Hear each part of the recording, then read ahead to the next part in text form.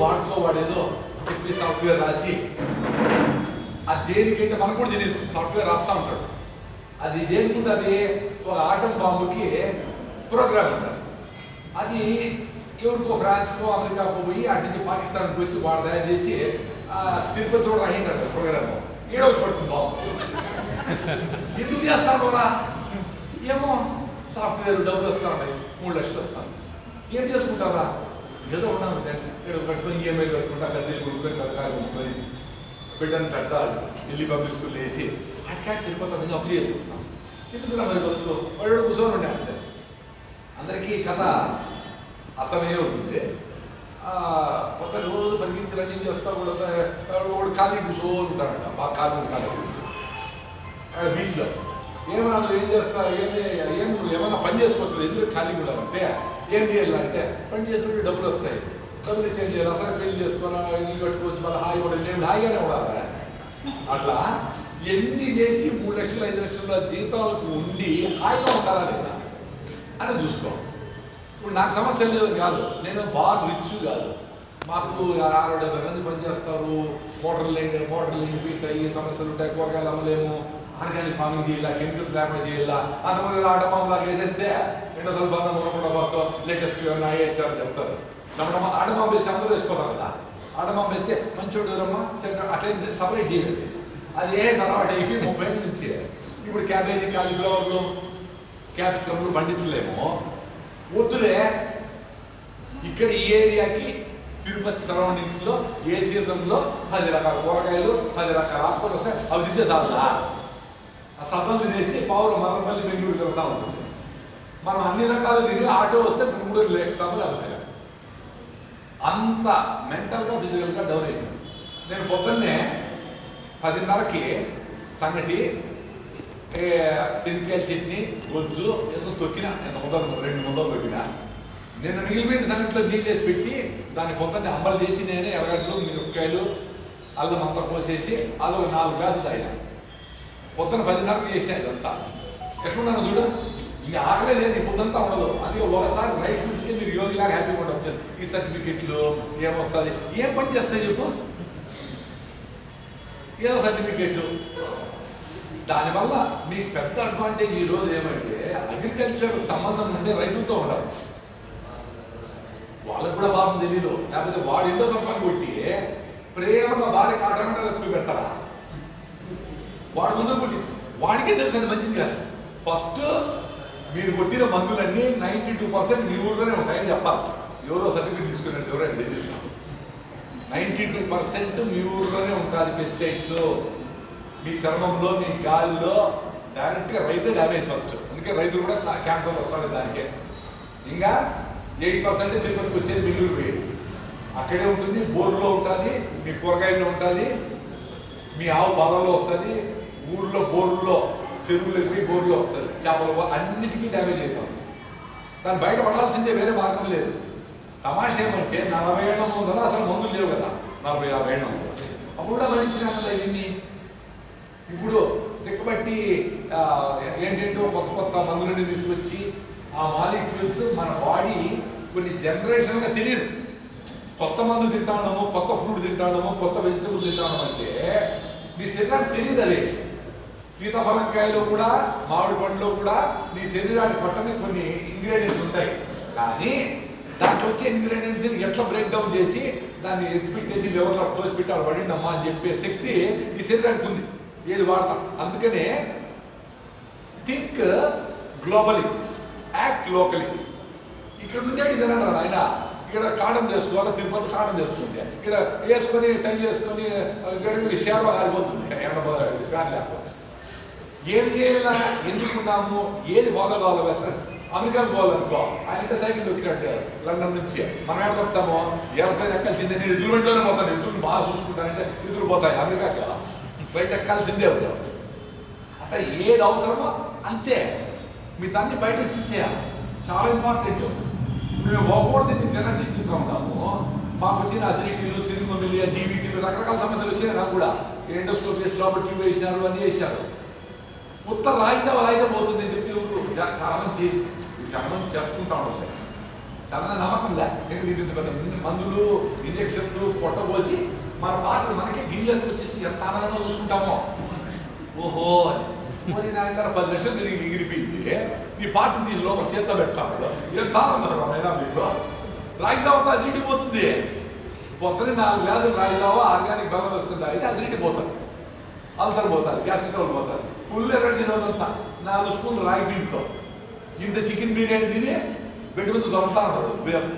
Body boil అయిపోయి Pepsi తాగి Coca Cola తాగి ఏం జరుగుతుందో చూసుకోండి. మీరంతా ఇంటెలిజెంట్ అని కదా. రైతులు వ్యవసాయం చేసేవాళ్ళంటే సామాన్యులు కాదు. నార్మల్గా సాఫ్ట్వేర్ కాదు, అక్కడ కూర్చొని ఏదో కొడితే వచ్చేసి నమ్మకం. అందుకని ఒక విత్తనాన్ని మొలకెత్తిచ్చి దాన్ని బతికిచ్చి దాని నుంచి మళ్ళా రీప్రొడక్షన్ చేసేందుకు విత్తనాలు తీసుకొని దేశీ విత్తనాలు అయితే ఇంత పెద్ద సైన్స్ అది. మీరందరూ లక్కీగా దాంట్లో ఉన్నారు. మీరు చేయాల్సిందేమి ఇప్పుడు తిరుపతిలో గంగాధర గారు ఎప్పుడు నుంచినో ఉన్నారు. ఏమి ఈ రకమైన వ్యవసాయం చేసేవారు ఉన్నారు. వీళ్ళతో ఫ్రెండ్షిప్ చేసి దేశీ విత్తనాలు తీసుకొచ్చి మీరు డ్యూటీ చేస్తా ఉన్నారు. అంటే సాయంత్రం మీరు పోయేటప్పటికి 4 రకాల కూరగాయలు ఆకుకూరలు ఇంటికి ఎత్తుకుపోతే సూపర్. దానికంటే మించిన కోటీశ్వరుడు లేడు. అసలు మన కాకరకాయ, మన టొమాటోనా, మన వంకాయ అంటేనే ఆ టేస్టే మారిపోతుంది స్వామి, మీకు తెలియడం లే. కానీ అంత సింపుల్గా పండించుకునేదానికి వీలైతుంది సీజన్తో పోతే. నువ్వు క్యాప్సికమ్ ఎత్తుకొచ్చి ఎండలో మార్చి ఏప్రిల్లో తిరుపతి వేస్తే పండదు. వింటర్కి వస్తే అవే తినాలి. నేచర్ ఏం చెప్తుంది, ఇప్పుడు మామిడిపండు తినమంటే నెక్స్ట్ జలుబులు జూన్లో జూలైలో పడే వాళ్ళకి రెసిస్టెన్స్ ఇమ్యూనిటీ రావాలి కాబట్టి ఇప్పుడు మామిడికాయలు, మన పనసకాయలు, మన అల్లనేటికాయలు ఏం వస్తూ ఉంటాయి. ఆ సీజన్లో తినమని అర్థం అంతే. మనం ఇష్టం కదా అని చెప్పి ఎప్పుడు మామిడికాయ జ్యూసులు రకరకాలన్నీ పుచ్చకాయలు, సంవత్సరం అంతా పుచ్చకాయలు ఇవాళ సీజన్లో వచ్చి తినాలి. అరటిపండ్లు, యాపిల్ కంటే ఉసిరికాయలు, మన సీతాఫలంకాయలు, అల్లనేరేడుకాయలు, పనసకాయలు, జామకాయలు సూపర్ ఫుడ్ ఇది. అంత ఈజీగా వెళ్తూ వస్తుంది మీకు అందరికీ. నా టార్గెట్ ఏం లే, వీడు ఉన్నారు 40 మంది 50 మంది. మీరన్నా పొద్దున్నే రాగి జావా, రాగి పిండి మీరే చేసుకోవాలా. బయట పిండి కొనకూడదు, కూడా ఏదో కలిపేస్తారు, బియ్యం పిండి కలిపేస్తారు. రాగి పిండితో జావా 4 గ్లాసులన్నా తాగితే ఈ నా కంట శోషకి అదన్నా ఉంటుంది. రాగి జావ చేసేది పెద్ద పని ఏం కాదు. ఆడోళ్ళు మగోళ్ళు అట్లా ఏం లేదు.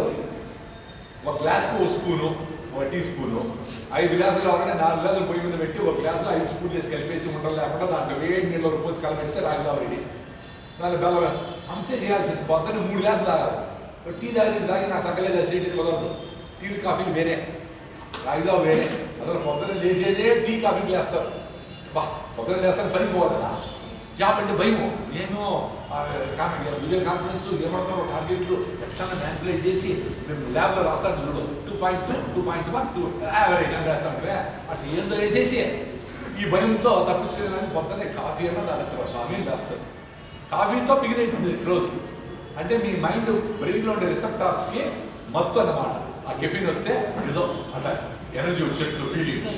ఎనర్జీ అంటే ఒరిజినల్ ఎనర్జీ లాంగ్ అవర్స్ ఉండాలా. సాయంత్రం ఇప్పుడు నాకు భోజనమే అవసరం, నేను మనలో వెళ్ళిపోతాను. ఆ రోజు ఇస్తాను. ఈ కాఫీలు, టీలు, మందులు, సేవకి ఇచ్చేటువంటి అరగంట కంటే మళ్ళా పోతాయి ఇవన్నీ. సో మీకు అందరికీ పెద్ద స్కోప్ ఈ రోజు. దేశీ విత్తనాలు ఏంటాయో అందరూ భాస్కర్ గారు తెలుసు, అందరికి ఇస్తారనుకుంటా. మీరే ఉన్నారు 7 రోజులు రైతులందరూ. ఆ టమాటాలు, వంకాయలు, 4 రకాల కూరగాయలు, ఆకుకూరలు వేసి ఆ రైతులకి ఇచ్చి కొద్దిగా అనిపించండి.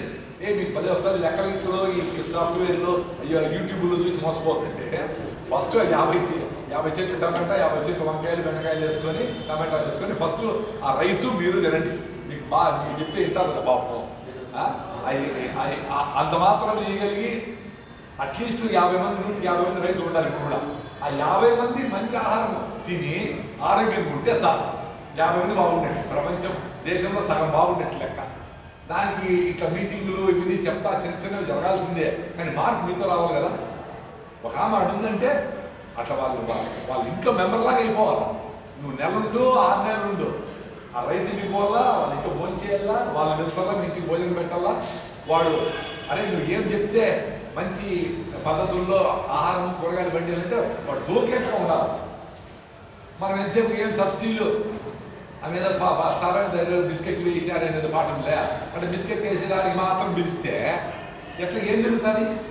బిస్కెట్ కడుపు నిండావు కదా. సో మీరు ఉన్నారంటే అట్లీస్ట్ 10 మంది రైతుల్ని మీరు ఆర్గానిక్ వైపు మళ్ళించాలా.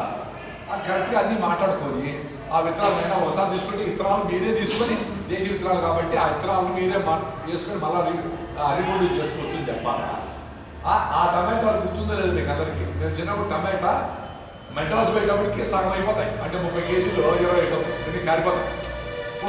పూసాలు గారు S22 ఇంకోటి ఏదో తమిళనాడు పీకే అవి సాంబార్కి వేస్తే రసంకి వేస్తే ఆ కలరు ఆ ఫ్లేవరు సూపర్ ఉంటుంది తెలుసా. అరే అవి కదా తినాలా, ఎక్కడికో పోవాలి కాబట్టి విజయవాడ పోవాలి కేరళ పోవాలి కాబట్టి గట్టిగా ఉంటే రాయిలా ఉండే టమాటాలు తీసుకొచ్చి వేసి ఇప్పుడు మొత్తం అంతా టమాటా అంటే దాన్ని మిక్సీకి వేస్తే కానీ కరగడం లేదు. ముందు ఆ టేస్టే కరిగిపోయేది. Reason why our tomato taste like cardboard అని ఒక ఆర్టికల్ చదివిన 20 ముందర. అది గట్టిగా ఉంటే మా టమాటో 6 నెలలు ఏమి కాదంటే ఏదో కావాలి కదా పోయి రాయిలా ఉండేది ఎందుకో 6 నెలలు ఏమి కాదంటే చెత్త అంతా చేసి వేసాం. అట్లా చెత్తలో first toothpaste, refined oil, చక్కెర, మైదా, నాన్ వెజిటేరియన్, కోడిగుడ్లు, నాన్ స్టిక్ ప్యాన్ 6 నెలలు వేసాక అడిగిపోయింది. నాన్ స్టిక్ అంతా దోశ కట్టుకొని మీ పొట్లకే పోయింది, అది ప్లాస్టిక్. కొన్ని రోజుల తర్వాత అది బాయ్ అయినా వేసి పెట్టాం. మనం కొట్టి దంచి దాన్ని మళ్ళీ రెడీ చేసి మళ్ళీ అదే వాడతాం. ప్రెషర్ కుక్కర్లు, మిక్సీలు ఎన్ని వాడతాం. అల్యూమినియం పాత్రలు, కుకింగ్, రెఫ్రిజిరేటర్లు, మైక్రోవేవ్లు, ఇవన్నీ అసలు వంటే లేదు. ఇప్పుడు ఏందో ఫోన్ చేసి ఎవడో వచ్చి పెడతాడు. అదే బాగా వేడిగా అంటారు, వేడేవిలే అసలు అవి శవాలను పెడతారే అట్లా పెట్టింటారు చల్లగా. మళ్ళీ వచ్చి కొంచెం అట్లా పెట్టి ముగ్గుగా చేస్తే వెరీ హాట్ నో అనుకుంటాం. ఏడ హాట్ అదే చచ్చిపోయి చాలా లేదు. అట్లే ఇవన్నీ తిని దేవుడా ఆరోగ్యం బాగుండాలి స్వామి, దేవుడు ఏం చేసే మన దారి కొట్టుకుంటాడా, ఎల్లో ధర్మం చూస్తాడు దేవుడా. నువ్వు తినేది చెప్తా, నీ ఆలోచన చెప్తా, వాకింగ్ చేయవు, పైకి లేచి ఎవరికి సహాయం చేయవు, పీస్ఫుల్గా సంతోషంగా ఉండాలి. ఎట్ట కుదురుతుంది? అందుకని సిగరెట్ తాగుతా, మందు తాగుతా, ఏమేమో చేస్తా, ఆనందంగా ఉంటాను. నేను ఈ గుడికి వచ్చినా మీ అందరితో కలిసి ఆనందం కాదు. సెరటోనిన్ హార్మోన్ వస్తూ ఉంటుంది మాకు, టన్నులు లాంగ్ యాక్టింగ్ హ్యాపీ హార్మోన్. ఊరికేం రాదండి, డబ్బులేం తీసుకొని ఎక్కడ. కానీ ఆ సెరటోనిన్ లాంగ్ యాక్టింగ్ హార్మోన్ మాకు ఉంది కాబట్టి వస్తాం. అందుకే మాకు అడ్వర్టైజ్మెంట్లు ఉంది, అది ఎలా పేపర్లో పడింది అన్నీ వదిలేసాను అనుకో, సూపర్ ఉంటుంది. నా ఫోటో పడిందా అంటే అయిపోయింది కదా. ముస్లామని దాటిస్తే నీకు సెరటోనిన్ వస్తుంది. ముసలి నాకు బాధగా ఉంది, ఇప్పుడు దాన్ని 10 నిమిషాలు చేసుకొచ్చి రోడ్డు దాటిస్తే కుదరదు. ఆ లవ్ అనేది లోపల ఉండాలా. ఏ పిల్లలు చూసినా మన పిల్లలు ఫీలింగ్ ఉండాలా. మనం చేస్తాడే పని బాగుందిరా, ఇది ఎవరు పెట్టుకోనక్కర్లే, ఎవరు మనం గొప్ప అనుకోనక్కర్లే, ఎవ్వరు అవసరం లే. నీకు బాగుందా నువ్వు చేసే పని సూపర్, దానికంటే మించింది ఏదేమి లేదు. అర్థమైందా? సో ఇప్పుడు అంతే, నా టైం కూడా అయిపోయింది. సర్టిఫికేట్ కోసం వెయిట్ చేస్తాడు. సాయంత్రం ఇప్పుడు పోతానే ముందే పెట్టేస్తే మామూలుగా 5-5:30 గంటలు చేస్తా. నా వైఫ్ పొలం కాడి నుంచి మళ్ళీ ఇంట్లో రాగి పిల్లలు చేస్తారు టేస్టీగా. అది తింటే 7 తింటా ఉంటా, ఎక్కువ తింటానని చెప్పి ఆ బ్లాక్ మీద 5 గంటలకు పొద్దున్నే సంగతి ఏదో తినేసి మంచిగా తాగేసి సాలెంట్కో చేస్తాం. అదే 7 నిద్రపోతే 2-3 మెలకు వస్తుంది. నేను ఇప్పుడు 3-15 లేచినా ఎట్లున్నాను చూడు, తూగిందిలే ఏమిలే. మీరు 9కి లేచి బ్యాగ్ ఇస్తాను, టీచర్ లాగా నుంచి స్టూడెంట్ లాగా నుంచి ఆడిపోతుంది ఎనర్జీ. బతికిన వాళ్ళు యాక్టివ్గా వస్తారు, చచ్చిపోతే టక్కని చచ్చిపోవాలి. అబ్దుల్ కలాం మాట్లాడతా చచ్చిపోయాడు. అట్లా యాక్టివిటీ అంత ఎనర్జీ వస్తుంది మీకు అందరికీ. ఆ రైస్ నిలిపేస్తే, రైస్ నిలిపి అంత తక్కువ వాడితే మీట్లో అంత ఆరోగ్యం ఉంటుంది.